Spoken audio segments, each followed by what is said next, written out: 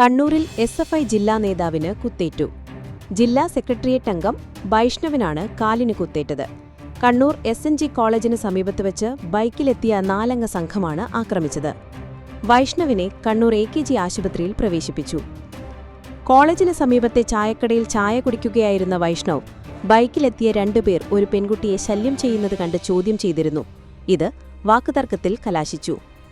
ഇതിനു പിന്നാലെ ബൈക്കിലെത്തിയവർ തിരിച്ചുപോയി 2 ബൈക്കുകളിലായെത്തി വൈഷ്ണവിനെ കയ്യിലുണ്ടായിരുന്ന പേനാക്കത്തി ഉപയോഗിച്ച് ആക്രമിക്കുകയായിരുന്നു. ഒഡീഷ തീരത്ത് ഇന്റഗ്രേറ്റഡ് എയർ ഡിഫൻസ് വെപ്പൺസ് സിസ്റ്റത്തിന്റെ ആദ്യ പറക്കൽ പരീക്ഷണം വിജയകരമായി പൂർത്തിയാക്കി ഇന്ത്യ. പരീക്ഷണം വിജയിച്ച വിവരം പ്രതിരോധ മന്ത്രി രാജ്നാഥ് സിംഗാണ് തന്റെ എക്സ് പേജിലൂടെ അറിയിച്ചത്. സായുധ സേനയെ അഭിനന്ദിച്ചും അദ്ദേഹം കുറിപ്പ് പങ്കുവച്ചിട്ടുണ്ട്.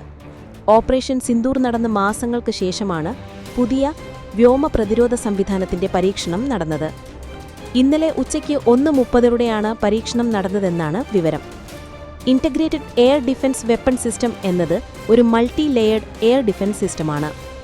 ഇതിൽ തദ്ദേശീയ പ്രതിരോധ എയർ മിസൈലുകളും short range air defence system മിസൈലുകളും high power laser directed energy വെപ്പൺസും ഉൾപ്പെടുന്നു.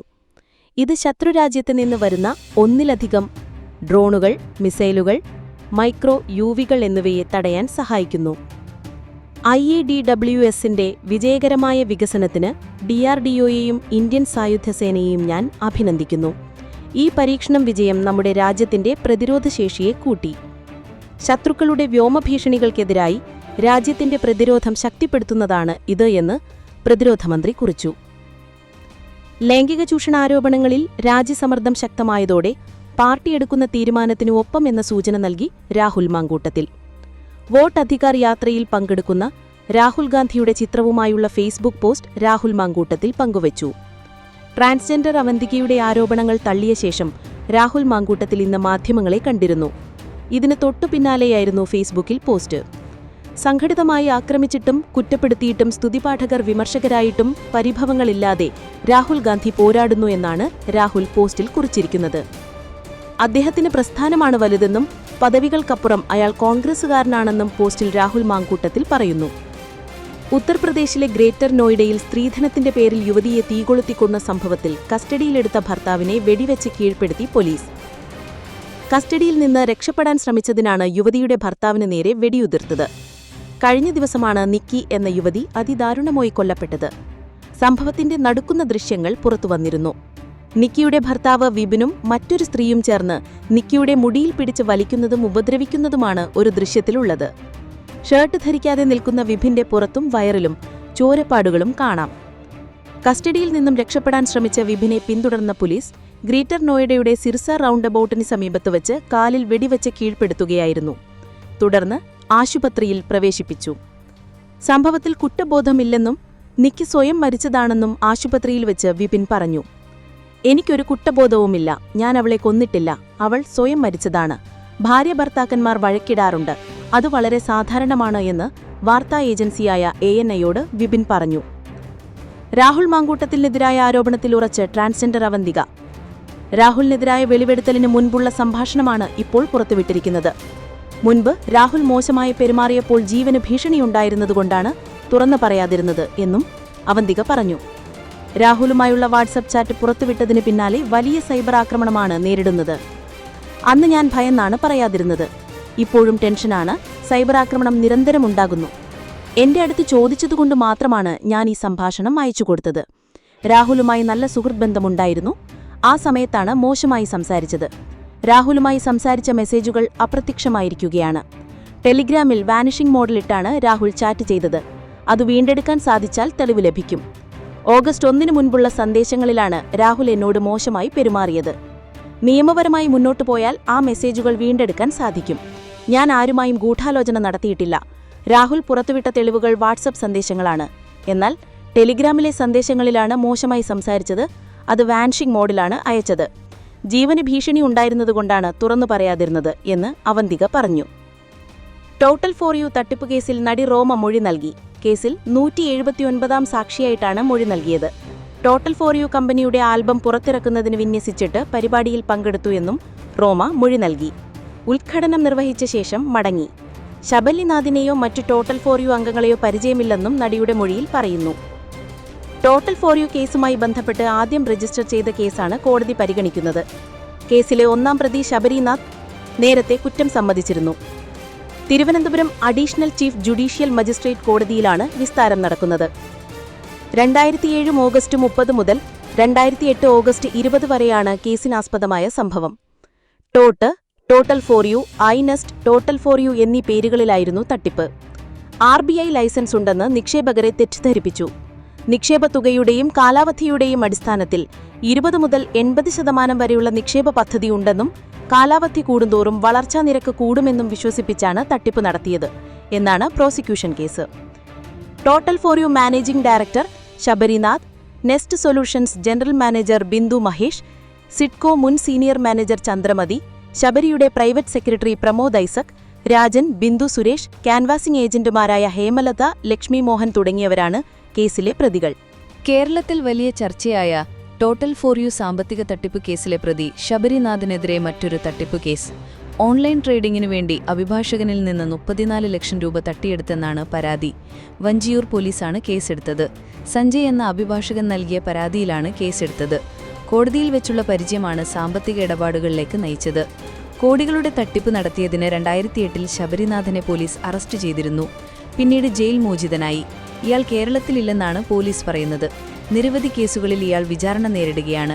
ശബരിനാഥിനെതിരെ കേസെടുത്തതായി വഞ്ചിയൂർ SHO മനോരമ ഓൺലൈനോട് പറഞ്ഞു. ഓൺലൈൻ ട്രേഡിംഗ് സ്ഥാപനം നടത്തി ലാഭമുണ്ടാക്കി കൊടുക്കാമെന്ന് പറഞ്ഞാണ് തട്ടിപ്പ് നടത്തിയതെന്നാണ് പരാതി. ബാങ്ക് രേഖകൾ പരിശോധിക്കുകയാണെന്നും പോലീസ് പറഞ്ഞു.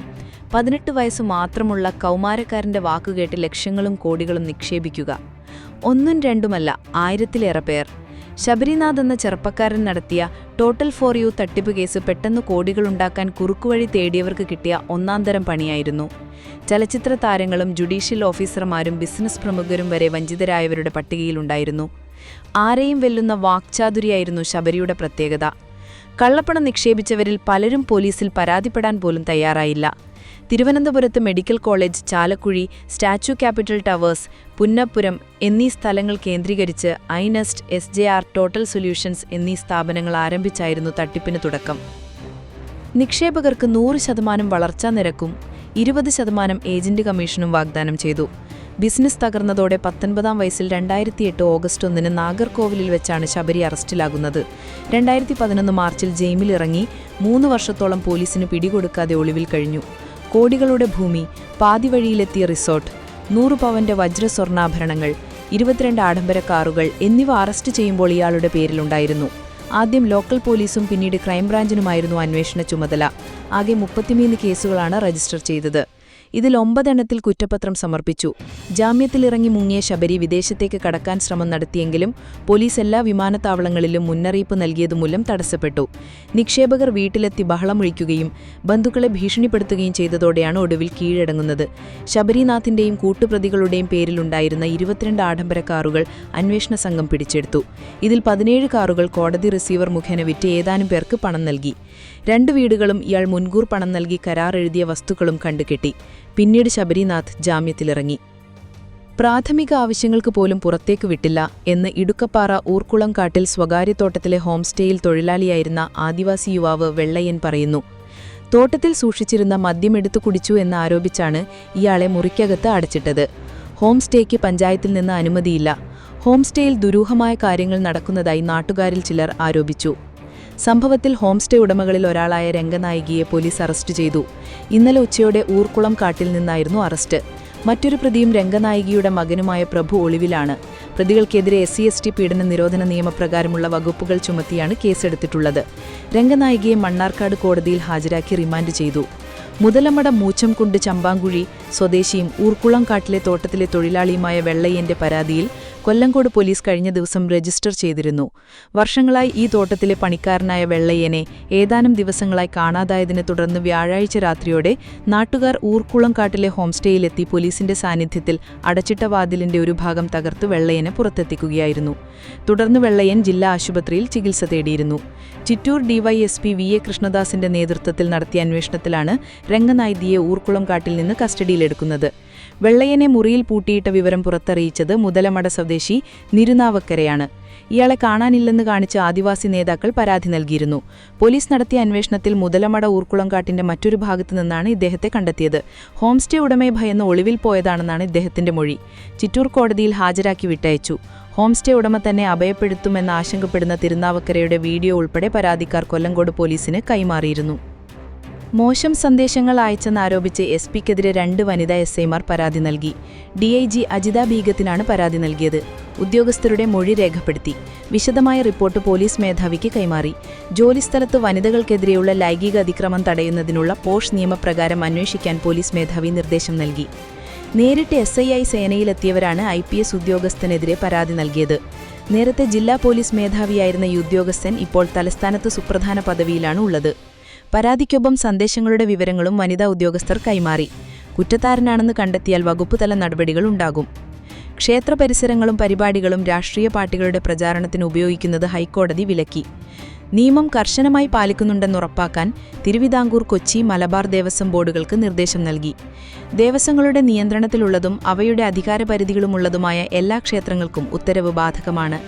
മാർഗനിർദ്ദേശം ബോർഡുകൾ എല്ലാ ക്ഷേത്രങ്ങൾക്കും നൽകണമെന്നും ജസ്റ്റിസ് V. രാജാവിജയരാഘവനും ജസ്റ്റിസ് KV. ജയകുമാറും ഉൾപ്പെട്ട ദേവസ്വം ബെഞ്ച് ഉത്തരവിട്ടു.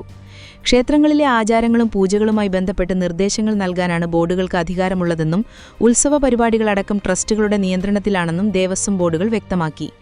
ഈ വാദങ്ങൾ തള്ളിയാണ് ഉത്തരവ്. ആരാധനാലയ പരിസരം രാഷ്ട്രീയ പ്രചാരണത്തിന് ഉപയോഗിക്കുന്നത് മതസ്ഥാപന ദുരുപയോഗ തടയൽ നിയമത്തിന്റെ വിവിധ വകുപ്പുകൾ മുഖേന വിലക്കിയിട്ടുണ്ട്. ഇത് നടപ്പാക്കാൻ നിർദ്ദേശം നൽകണമെന്നാവശ്യപ്പെട്ട് കൊച്ചി സ്വദേശി N. പ്രകാശ് നൽകിയ ഹർജിയിലാണ് ഹൈക്കോടതി ഉത്തരവ്. ആറ്റിങ്ങൽ ശ്രീ ഇണ്ടിള്ളയപ്പൻ ക്ഷേത്രോത്സവത്തോടനുബന്ധിച്ച് ഏപ്രിൽ 7 നിങ്ങൾ എന്നെ കമ്മ്യൂണിസ്റ്റാക്കി നാടകം അവതരിപ്പിച്ചതും 11 ഗായകൻ അലോഷി വിപ്ലവഗാനങ്ങൾ പാടിയതും ഹർജിയിൽ ചൂണ്ടിക്കാണിച്ചിരുന്നു. കോഴിക്കോട് തളിക്ഷേത്രത്തിലെ മണ്ഡപത്തിൽ ഏപ്രിൽ 27 നടന്ന വിവാഹത്തിനിടയിൽ SFIക്ക് വേണ്ടി മുദ്രാവാക്യം വിളിച്ചതും കൊല്ലം കടക്കൽ ക്ഷേത്രത്തിൽ വിപ്ലവഗാനം പാടിയതും ഉന്നയിച്ചിരുന്നു. ദേവസ്വം ബോർഡുകളുടെ നിയന്ത്രണത്തിലല്ലാത്ത ക്ഷേത്രങ്ങൾക്കും നിയമം ബാധകമാണെന്ന് ഹർജിക്കാരൻ വാദിച്ചിരുന്നു. ഇത് സംബന്ധിച്ച് ഏപ്രിൽ 3 പുറപ്പെടുവിച്ച ഇടക്കാല ഉത്തരവ് എല്ലായിടത്തും ബാധകമാണെന്ന് കോടതി നേരത്തെ വ്യക്തമാക്കിയിരുന്നു. നിയമലംഘനം ഉടൻ റിപ്പോർട്ട് ചെയ്യണം. ക്ഷേത്രപരിപാടികൾ രാഷ്ട്രീയ പ്രചാരണത്തിന് ഉപയോഗിക്കുന്നത് ശ്രദ്ധയിൽപ്പെട്ടാൽ ദേവസ്വം ഉദ്യോഗസ്ഥർ നിയമപാലകരെ അറിയിച്ച് നടപടി ഉറപ്പാക്കണമെന്ന് ഹൈക്കോടതി നിർദ്ദേശിച്ചു. ബോർഡുകളുടെ നിയന്ത്രണത്തിലല്ലാത്ത അമ്പലങ്ങളിലും നിരീക്ഷണമുണ്ടാകണം. US-ഉമായുള്ള വ്യാപാരം ഒരു തർക്കവിഷയമായി തുടരുമ്പോഴും ഇന്ത്യ സ്വതന്ത്രമായ തീരുമാനങ്ങൾ എടുക്കുന്നത് തുടരുമെന്ന് വിദേശകാര്യമന്ത്രി S. ജയശങ്കർ. ഇന്ത്യയിൽ നിന്നും എണ്ണയോ ശുദ്ധീകരിച്ച ഉൽപ്പന്നങ്ങളോ വാങ്ങുന്നതിൽ ഏതെങ്കിലും രാജ്യങ്ങൾക്ക് പ്രശ്നമുണ്ടെങ്കിൽ അത് തങ്ങളെ ബാധിക്കില്ലെന്നും അദ്ദേഹം ട്രംപിനെ തള്ളിക്കൊണ്ട് പറഞ്ഞു. എക്കണോമിക് ടൈംസ് വേൾഡ് ലീഡേഴ്സ് ഫോറത്തിൽ സംസാരിക്കുകയായിരുന്നു Jaishankar. US president Donald Trump വ്യാപാരപരവും വ്യാപാരേതരവുമായ കാര്യങ്ങൾ പരസ്യ പ്രസ്താവനകൾ നടത്തുന്നത് ശരിയല്ല, ജയശങ്കർ അഭിപ്രായപ്പെട്ടു. ഡൊണാൾഡ് ട്രംപിനെ പോലെ പരസ്യമായി വിദേശ നയങ്ങൾ പ്രഖ്യാപിക്കുന്ന ഒരു US പ്രസിഡന്റ് ഇതുവരെ ഉണ്ടായിട്ടില്ല. അത് തന്നെ ഒരു വ്യതിയാനമാണ്. അത് ഇന്ത്യയിൽ മാത്രം ഒതുങ്ങുന്നതല്ല. പ്രസിഡന്റ് ട്രംപ് ലോകത്തോടും സ്വന്തം രാജ്യത്തോടും ഇടപെടുന്ന രീതി പരമ്പരാഗതമായ ശൈലിയിൽ നിന്നും വളരെ വ്യത്യസ്തമാണ്.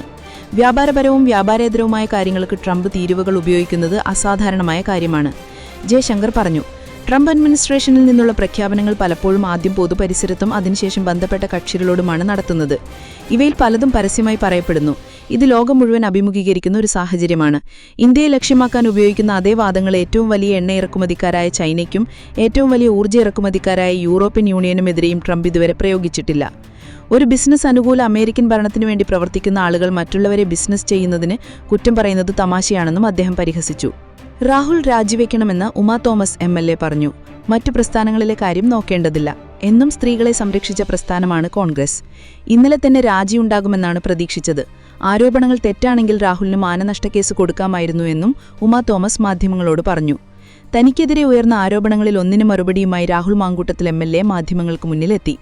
ട്രാൻസ് വനിത അവന്തികയുടെ ആരോപണങ്ങൾക്കാണ് രാഹുൽ മാധ്യമങ്ങൾക്ക് മുന്നിൽ മറുപടി നൽകിയത്. ഓഗസ്റ്റ് 1 അവന്തികയുമായി നടത്തിയ സംഭാഷണവും രാഹുൽ പുറത്തുവിട്ടു.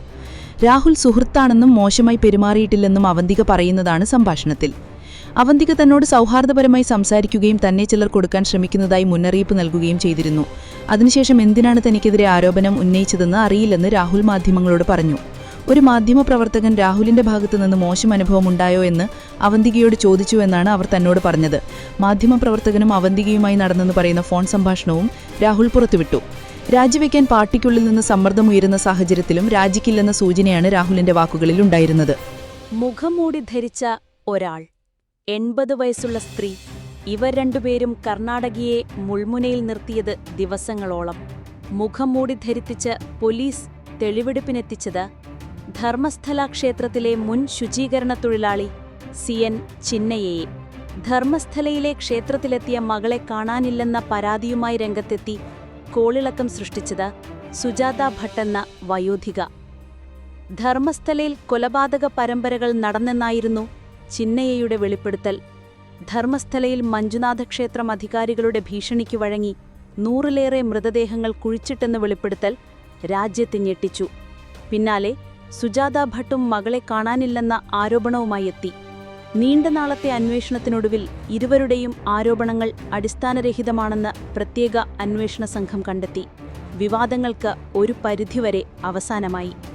ചിന്നയ്യയുടെ വാദങ്ങൾ പൊളിച്ചത് മൊഴിയിലെ വൈരുദ്ധ്യവും ഹാജരാക്കിയ തെളിവുകളുമാണ്. ബലാത്സംഗത്തിനിരയായി കൊല്ലപ്പെട്ട പെൺകുട്ടിയുടേതെന്ന പേരിൽ ചിന്നയ്യ ഒരു തലയോട്ടി പോലീസിനു മുന്നിൽ ഹാജരാക്കിയിരുന്നു. ഇത് പുരുഷന്റെ തലയോട്ടിയാണെന്ന് ഫോറൻസിക് പരിശോധനയിൽ വ്യക്തമായത് വഴിത്തിരിവായി. അന്വേഷണ സംഘത്തിന് സംശയം തോന്നി. മൃതദേഹങ്ങൾ കുഴിച്ചിട്ടതായി ചിന്നയ്യ ചൂണ്ടിക്കാട്ടിയ സ്ഥലങ്ങൾ കുഴിച്ചു പരിശോധിക്കുന്നതിനൊപ്പം ഇയാളുടെ താമസസ്ഥലത്ത് പോലീസ് അന്വേഷണം നടത്തി. പ്രശസ്തിക്കായാണ് ചിന്നയ്യ ആരോപണം ഉന്നയിച്ചതെന്നാണ് ഭാര്യ പോലീസിനോട് പറഞ്ഞത്. മാനസിക പ്രശ്നങ്ങളുണ്ടെന്നും ഭാര്യ പറഞ്ഞു. ചോദ്യം ചെയ്യലിനിടെ തലയോട്ടി മറ്റൊരിടത്തുനിന്ന് സംഘടിപ്പിച്ചതാണെന്ന് ഇയാൾ തുറന്നു പറഞ്ഞു. മനുഷ്യാവശിഷ്ടങ്ങളുടെ ഫോറൻസിക് പരിശോധനാ ഫലങ്ങളും ചിന്നയ്യയുടെ വാദങ്ങൾക്ക് എതിരായിരുന്നു. ഇതോടെ ഇയാളെ അറസ്റ്റ് ചെയ്തു. വിശദമായ ചോദ്യം ചെയ്യൽ നടക്കുന്നു. പ്രശസ്തിക്കായാണ് ചിന്നയ്യ ആരോപണം ഉന്നയിച്ചതെന്നാണ് ഭാര്യ പോലീസിനോട് പറഞ്ഞത്. മാനസിക പ്രശ്നങ്ങളുണ്ടെന്നും ഭാര്യ പറഞ്ഞു. ചോദ്യം ചെയ്യലിനിടെ തലയോട്ടി മറ്റൊരിടത്തുനിന്ന് സംഘടിപ്പിച്ചതാണെന്ന് ഇയാൾ തുറന്നു പറഞ്ഞു.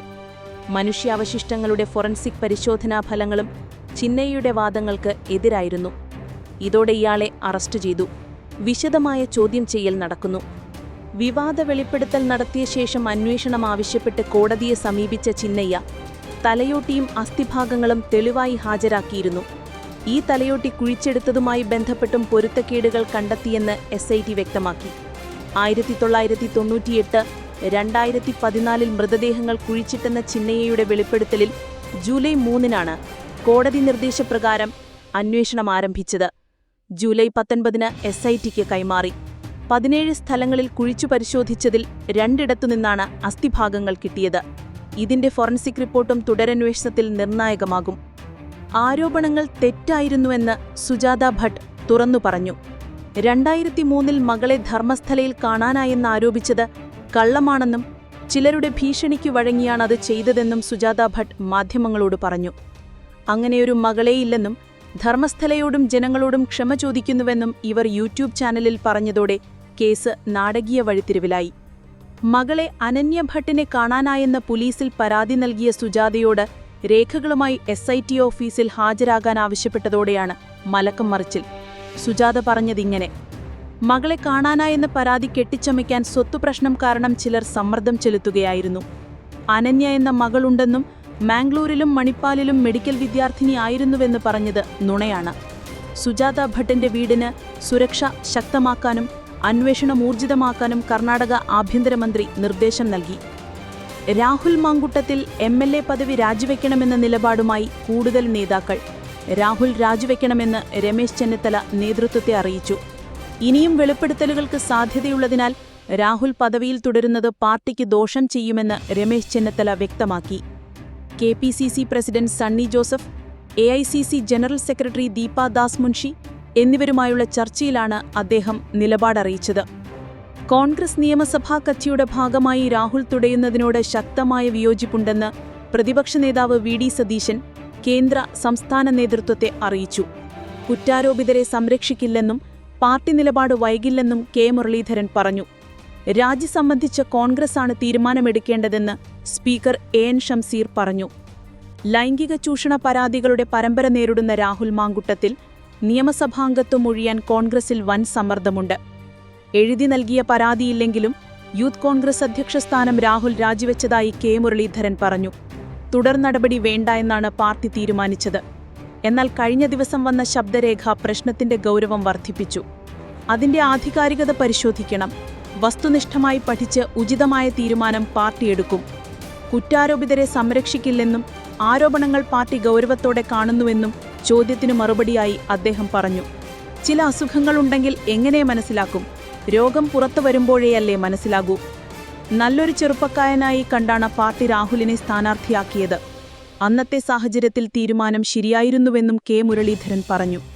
ഞങ്ങളുടെ രാഷ്ട്രീയ എതിരാളികൾ പോലും ഇത്തരമൊരു വിവാദം പ്രതീക്ഷിച്ചില്ല. പ്രതീക്ഷിക്കാത്ത സംഭവമുണ്ടാകുമ്പോൾ സാഹചര്യങ്ങൾക്കനുസരിച്ച് കൈകാര്യം ചെയ്യേണ്ടിവരും.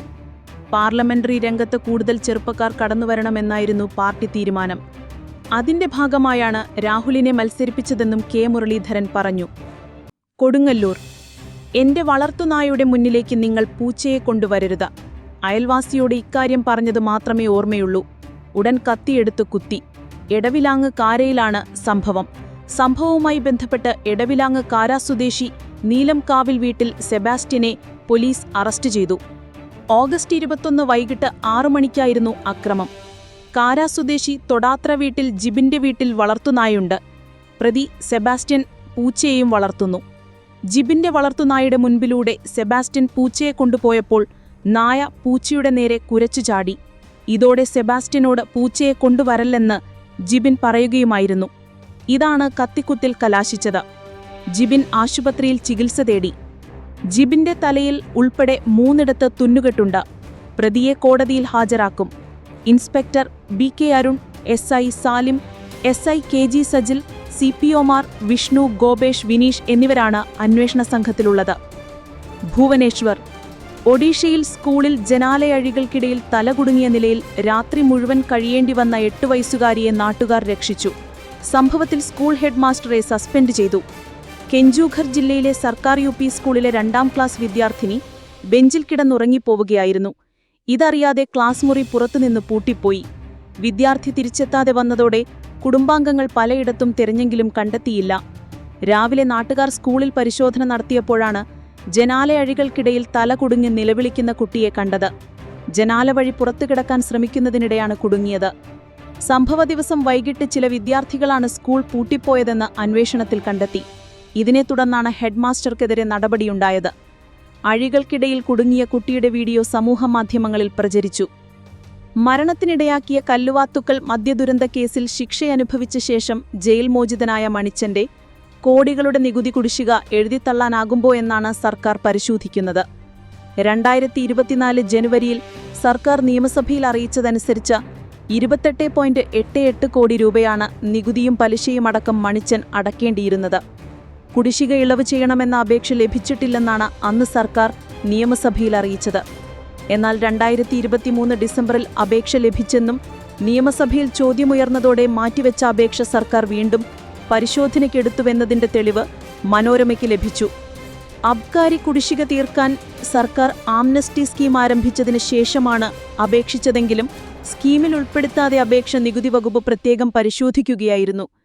മണിച്ചൻ ജയിൽ ശിക്ഷ അനുഭവിക്കുമ്പോൾ നികുതി കുടിശ്ശിക ഈടാക്കാൻ 2001-2006 UDF സർക്കാർ നടപടി തുടങ്ങിയിരുന്നു. 43 സെന്റ് ഭൂമി ലേലത്തിന് വെച്ചെങ്കിലും ആരും ഏറ്റെടുക്കാത്തതിനാൽ സർക്കാർ ലാൻഡ് ബാങ്കിൽ ഉൾപ്പെടുത്തി. ഈ വസ്തു ഭൂരഹിതർക്ക് പതിച്ചു നൽകുന്നതിനെതിരെ മണിച്ചൻ ഹൈക്കോടതിയിലെത്തിയതോടെ തുടർ നടപടികൾ മരവിച്ചു. 22 വർഷത്തെ ജയിൽവാസത്തിനു ശേഷം 2022 ഒക്ടോബറിൽ സർക്കാരിന്റെ ശുപാർശപ്രകാരം മോചിതനായ മണിച്ചൻ ഇതിനുശേഷമാണ് നികുതി കുടിശ്ശിക ഇളവിനായി സർക്കാരിനെ സമീപിച്ചത്. നികുതി ഇളവ് ദുഢിച്ചാൽ കുടിശ്ശികയുടെ പേരിൽ സർക്കാർ ഏറ്റെടുത്ത ഭൂമി നിയമപരമായി തിരികെ ആവശ്യപ്പെടാനാകും. 2023 ഫെബ്രുവരിയിൽ പ്രഖ്യാപിച്ച ആംനസ്റ്റി സ്കീം പ്രകാരം 1996 മുതൽ 2001 വരെയുള്ള കുടിശ്ശിക തീർക്കണമെങ്കിൽ മുതൽത്തുകയുടെ 90% അടയ്ക്കണമെന്നാണ് വ്യവസ്ഥ. ആ നിലയ്ക്ക് മണിച്ചൻ മുതൽത്തുകയായ 6.61 കോടിയുടെ 90% അടയ്ക്കണം. ഇതൊഴിവാക്കാനാണോ അപേക്ഷ ആംനസ്റ്റി സ്കീമിന് പുറത്തു പരിഗണിക്കുന്നതെന്ന് വ്യക്തമല്ല. 2000 ഒക്ടോബർ 21 കല്ലുവാത്തുക്കൽ വിഷമദ്യ ദുരന്തം. മണിച്ചൻ നൽകിയ ചാരായം കല്ലുവാത്തുക്കൽ സ്വദേശി ഹൈറുന്നീസ വഴി വിൽപ്പന നടത്തിയെന്നായിരുന്നു കേസ്. 26 പേർ ശിക്ഷിക്കപ്പെട്ടു. കോഴിക്കോട് നടുറോട്ടിൽ സ്ത്രീയെ ചവിട്ടി വീഴ്ത്തിയ ആൾക്കെതിരെ പോലീസ് കേസെടുത്തു. തിരുവമ്പാടി ബെവറി ഔട്ട്ലെറ്റിന് സമീപം ശനിയാഴ്ച വൈകിട്ട് 4 മണിക്കായിരുന്നു സംഭവം. തിരുവമ്പാടി സ്വദേശി ഷിഹാബുദ്ദീനാണ് അക്രമം നടത്തിയത്. മദ്യലഹരിയിലായിരുന്ന ഇയാളെന്നാണ് വിവരം. നടന്നു പോകുകയായിരുന്ന 2 സ്ത്രീകളിൽ ഒരാളുമായി ഇയാൾ വാക്കുതർക്കത്തിലേർപ്പെടുന്നതായി പുറത്തുവന്ന CCTV ദൃശ്യങ്ങളിൽ വ്യക്തമാണ്. രാജി ആവശ്യം ശക്തമാകുന്നതിനിടെ രാഹുൽ മാങ്കുട്ടത്തിൽ MLA അടൂറിലെ നെല്ലിമൂടിലെ വീട്ടിൽ തുടരുന്നു. പാലക്കാട്ടെ നേതാക്കൾ രാഹുലുമായി ചർച്ച നടത്തി. രാഹുൽ ഉടനെ പാലക്കാട്ടേക്കില്ലെന്നാണ് ലഭിക്കുന്ന വിവരം. MLA സ്ഥാനം രാജിവെക്കണമെന്ന ആവശ്യം നിരാകരിക്കാനും തന്റെ ഭാഗം വ്യക്തമാക്കാനും രാഹുൽ ഇന്നലെ വാർത്താസമ്മേളനം വിളിച്ചെങ്കിലും നേതാക്കൾ ഇടപെട്ടത് വിലക്കി. രാഹുലിന് തന്റെ വാദങ്ങൾ പറയാൻ അവസരം ലഭിച്ചില്ലെന്ന് അനുകൂലിക്കുന്നവർ പറയുന്നു. അടുപ്പമുള്ള കോൺഗ്രസ് നേതാക്കൾ രാഹുലിനെ കാണാൻ വീട്ടിലെത്തുന്നുണ്ട്. വൈകിട്ട് ചില പ്രഖ്യാപനങ്ങൾ ഉണ്ടാകുമെന്ന് ചില നേതാക്കൾ പറയുന്നു. നിയമസംവിധാനങ്ങൾക്കു മുന്നിൽ ഒരു പരാതി പോലും എത്താത്ത സാഹചര്യത്തിൽ തിരക്കിട്ട രാജിയുടെ ആവശ്യമില്ലെന്ന രാഹുലിന്റെ വാദത്തെ പിന്തുണയ്ക്കുന്നവർ പാർട്ടിയിലുണ്ട്. KPCC working president Shafi Parambil അക്കാര്യം